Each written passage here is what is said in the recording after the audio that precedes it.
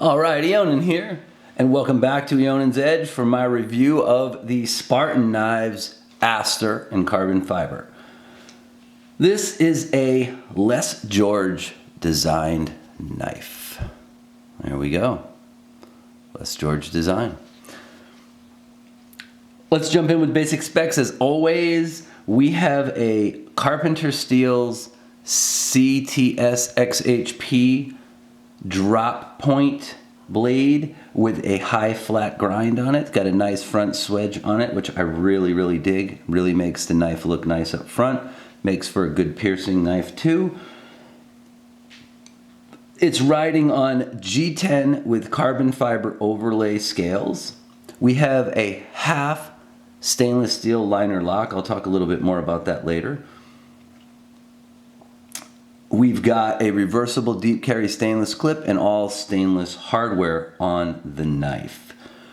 We've got 3.5 inches of usable fine cutting edge with a reasonable sharpening choil on the bottom of it.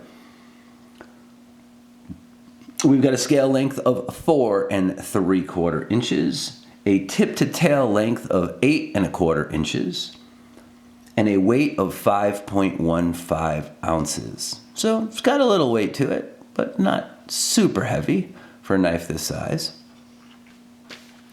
Let's talk about what I like. First of all, it's a really cool looking knife. You can tell it's a Les George design. It looks like some of his other designs, obviously.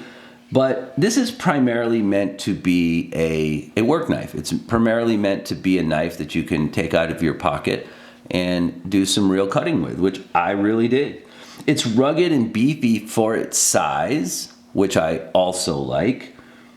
It is on phosphor bronze bushings, not bearing. So again, it's meant to be a work knife. And since it's on phosphor bronze bushings, this is not a fidgety knife. It has a thumb stud deployment. You flick it out there, good detent, locks into place just fine, but it's not going to drop shut on you. This is a knife you're going to have to either roll forward or you're going to have to kind of, push back. It's not going to be a drop shut knife. If you're looking for that, this is not your knife. But again, that's not what it is intended to be. It's made for EDC usage and lots of different cutting tasks with a drop point type of blade. With that being said, the ergos on this thing are very solid. Here's my large glove size hands. There is plenty of room for larger fingers, larger hand sizes in hammer grip here. There's good, really nice solid jimping on the back of the knife. You can, pull up here into like a modified Sabre or Filipino grip and get some really power cuts, pulling power cuts with this thing. It's got some decent spine thickness even over here where if you move your thumb forward. So good ergos, good hand feel, plenty of room for people with bigger, larger size hands, bigger than my large size glove hands. Feels good in hand, no real hot spots. The clip is done perfect when you hold onto this knife, whether you hold it a little further back if I had bigger hands, or you hold it up here, the clip just kind of disappears in your hand. Perfect, good to go there. So the thicker spine, the good ergos, it really does make this a solid work knife. It's a lot of fun to cut with. Also, there's good micro texturing here on the scales. If we can get that to lock in here, let me try and see if there it goes. So this is all micro textured all the way across here. So normally carbon fiber always feels slick. This is not. It has this beautiful micro texturing all over the handles, the scales, and it just feels great. Feels really good. Again, 2 thumbs up for that as well. The other thing that I'd like to talk about is it cuts well, right? This CTS XHP, really good steel, good for cutting, holds a nice working edge. It's not meant to be the super sharpest knife in the world. It does have a pretty good amount of thickness behind the edge here, but it excels at heavier cutting tasks and general everyday tasks and holds an edge really nice. So again, another thumbs up for that. Carries well in your pocket. The knife is not super thick. and it has a pretty strong clip on it, so it's not going to go anywhere. I'll talk a little bit more about the scale side, the non-show side of the knife here in just a second. But overall, this knife impressed me a lot for what they kind of call their affordable or budget offering from Spartan. So are there any issues or dislikes? Generally none, because of the price point and what this knife is designed to do. I do wonder if the decision not to put a second liner on this side had something to do with keeping the weight down, as the knife's already at 5 ounces with all stainless steel fittings and hardware.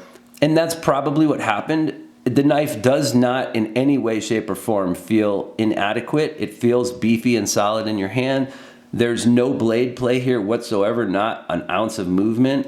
And it just feels like a great knife. You know, I think they probably went with a single-sided liner to save on the weight.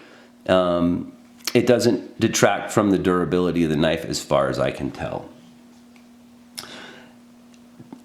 It handles really good, but the balance on the knife is off. That's the only other thing. The balance point is about a full inch behind the pivot, and maybe that's another reason why they didn't want to add more weight back here, although then they could have gone in with some milling and done that. But again, that probably would have raised the price, and I think where they tried to keep this one price-wise, I can see why they did that. It doesn't feel bad. It feels very solid and rugged in your hand. Most of the weight feels centered here in the middle of your hand, and that's an okay thing.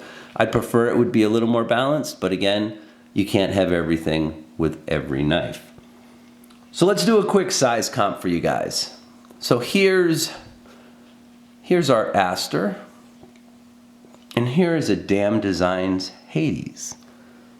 Another knife that you might use for medium to kind of a little more heavier cutting tasks, but you know, it gives you an idea. They're pretty similar in size.